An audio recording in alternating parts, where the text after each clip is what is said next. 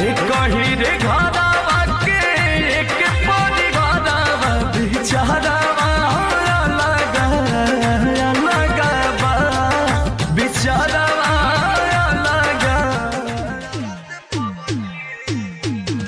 तोहके भूले खातिर लबदी रे खेली दिन लाई जब से देखावलू गोरिया हो अपन मलग जारी अरियान लाइन जब से देखावलू बतलाए जान जा हम तुमसे दूर रह के अक्सर दुआओं में खुदा से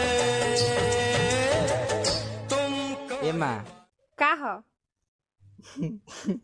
अरे बोल ना। मैं हूँ एक कुंवारा कुंवारी चाहिए। पढ़े लिखे के तेरे भैंस कद एंकर बिया है। सुपर मामा रेडी रेडी 1 2 3 4।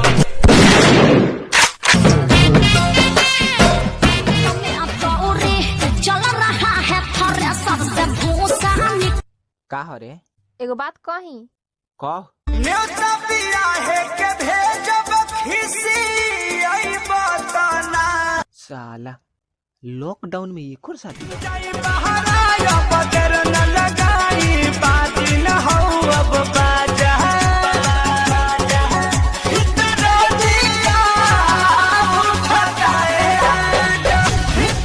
हत्ता बेटी लवाई रोके I am wrong you are right it's okay जानू खुश रह तू जुदा हो के I am wrong you are right. शराख मार के अरे वो कौन है रे? मेरा बाबू है।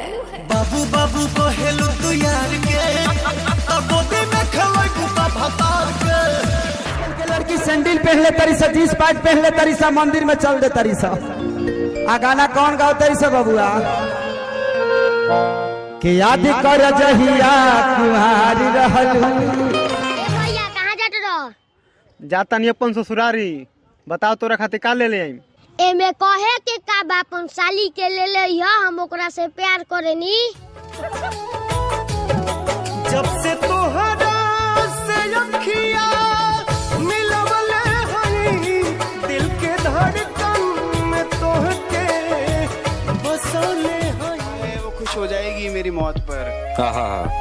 उसने कहा है वो खुश हो जाएगी मेरी मौत पर। अब देख क्या रहे हो, आओ मुझे जिंदा जला दो। वाह वाह वाह।